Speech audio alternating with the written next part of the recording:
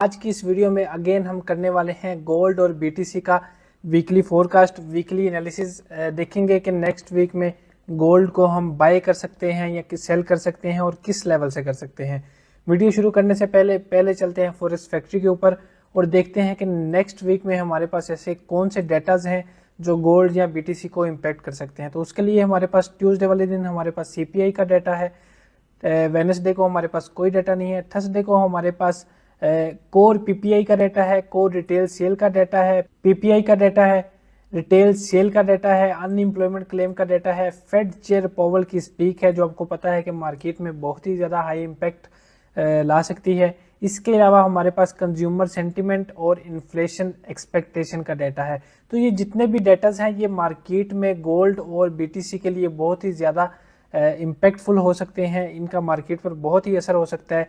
तो आपने अपने टेक्निकल के साथ साथ इन पर भी पूरा फोकस रखना है, क्योंकि आपको पता है कि जब डाटा आता है तो हमारे टेक्निकल भी फेल हो जाते हैं। तो टेक्निकल के साथ साथ इन पर भी पूरा आपने फोकस रखना है। बाकी इंशाल्लाह नेक्स्ट वीक से हम लंदन सेशन और न्यूयॉर्क सेशन 2 बार लाइव आया करेंगे यूट्यूब पर और इंशाल्लाह मिलकर ट्रेड हम किया करेंगे। तो चलते हैं ट्रेडिंग व्यू के ऊपर और देखते हैं कि नेक्स्ट वीक के लिए क्या पॉसिबल है, कौन से हमारे पास ऐसे लेवल्स आ सकते हैं जहां से हम बाय कर सकते हैं या सेल कर सकते हैं। तो सबसे पहले दिल्ली से स्टार्ट करते हैं। दिल्ली से मैं आपको बता दूं कि दिल्ली का जो हमारा लेवल है वो अभी तक एक लेवल पेंडिंग है। मे भी अगर गोल्ड हमारा इस लेवल पे आता है तो हम यहाँ से एक बाय की अपॉर्चुनिटी देख सकते हैं। इस लेवल की अगर मैं वैल्यू की बात करूं तो इसकी वैल्यू है 3123 से लेके 3166 और डेली आपको पता है हमारा बुलिश है। इसके बाद चलते हैं H4 में और H4 में देखते हैं।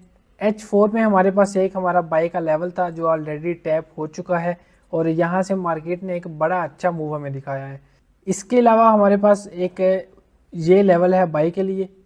इसकी अगर आपको मैं वैल्यू बताऊं तो इसकी वैल्यू है 3257 से लेके 3269 और इसके साथ साथ हमारे पास एक और लेवल भी है, वो ये वाला है। इसकी अगर मैं आपको वैल्यू बताऊं तो इसकी वैल्यू है 3223 से लेके 3228।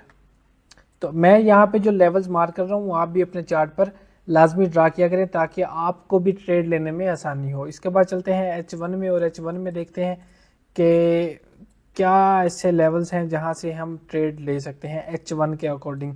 तो H1 में जैसा कि आप देख सकते हैं कि हमारा ये जो H4 वाला लेवल था ये भी ऑलमोस्ट H1 के साथ हमारे लेवल अलाइन कर रहे हैं और यहाँ पे मार्केट ने एक इंड्यूसमेंट भी बनाई है। तो ये भी हमारे लिए एक अच्छा लेवल हो सकता है क्योंकि मार्केट जहाँ पे एक बार इंड्यूसमेंट बना के जा चुकी है।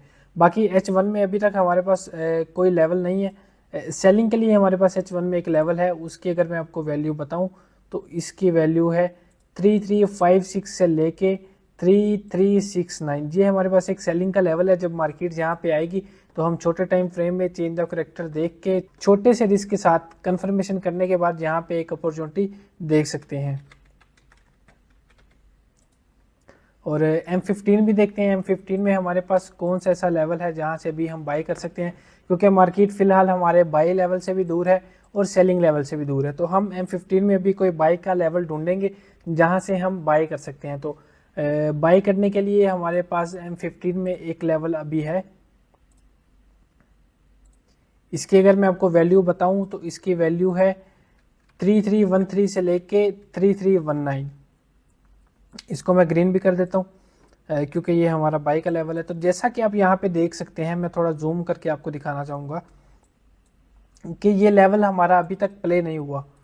मार्केट आई, वापस टैप करने से पहले ही मार्केट रिवर्स होगी, सेकंड टाइम आई मार्केट पहले ही रिवर्स हो गई और तीसरी बार भी जब मार्केट आई तो मार्केट पहले ही रिवर्स हो गई। अभी तक मार्केट ने इस लेवल को टैप ही नहीं किया। और आप देख सकते हैं कि हमारा जो M15 का, मैं आपको थोड़ा जूम आउट करके दिखाऊं, हमारा जो M15 का स्ट्रक्चर है वो कुछ इस तरह से है। ये मतलब ये हमारा अभी तक लेवल पेंडिंग है। और यहाँ पे एक और चीज मैं आपको दिखाऊं कि हमारा जो स्ट्रक्चर है, प्रीवियस जो M15 का स्ट्रक्चर ये है, लेकिन इस स्ट्रक्चर के अंदर भी मार्केट एक स्ट्रक्चर बना रही है, ये कुछ इस तरह से।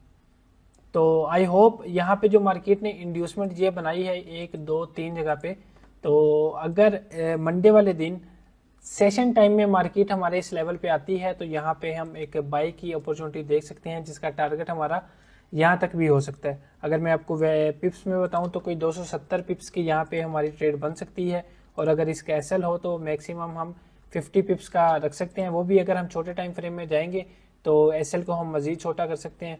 तो अगर ये ट्रेड हमारी सेशन टाइम में बनी तो हम इसको लाइव ही ज़रूर इंशाल्लाह कैप्चर करेंगे। इसके अलावा अगर मैं बीटीसी की बात करूं, बीटीसी में हमारे पास क्या चल रहा है वो भी देखते हैं। तो बीटीसी में भी आप देख सकते हैं कि मार्केट बिल्कुल तसल्ली से बुलिश है। सेलिंग का तो हमें बिल्कुल सोचना ही नहीं चाहिए। इस तरह अगर मार्केट आपको मिले ना तो आपको सिर्फ एक ही काम करना है, आपने सिर्फ ढूंढनी है बाइंग की ट्रेड, क्योंकि ट्रेंड जो है वो फ्रेंड होता है, आपको पता है। अगर आप ट्रेंड के अगेंस्ट जाएंगे तो आप अपना लॉस भी कर सकते हैं। तो बेटर रहेगा कि अगर हम ट्रेंड के साथ ही अपनी ट्रेड को डिफाइन करें। तो देखते हैं बीटीसी में हमारे पास एक लेवल है जहां से हम मंडे वाले दिन ट्रेड पकड़ सकते हैं, वो लेवल है हमारा ये वाला। इसकी अगर मैं आपको वैल्यू बताऊं तो इसकी वैल्यू है 102,333 से लेके 102,500, ये इसकी वैल्यू है। यहाँ पे अगर मंडे वाले दिन सेशन टाइम में हमें यहाँ पे मार्केट यहाँ पे मिलेगी तो यहाँ पे हम एक छोटा सा रिस्क ले सकते हैं। एसएल जिसका हमारा ऑलमोस्ट होगा मैक्सिमम 30 पिप का कर सकते हैं आप, या 35 पिप का, और इसका टारगेट जो है वो आप यहाँ तक रख सकते हैं 220 पिप्स का। तो अगर सेशन टाइम में हमें ये ट्रेड मिली तो हम इसको ज़रूर इंशाल्लाह कैप्चर करेंगे। तो बीटीसी में हमारे पास ये एक लेवल था, और गोल्ड में जो लेवल थे ऑलरेडी आपके साथ शेयर कर दिए हैं।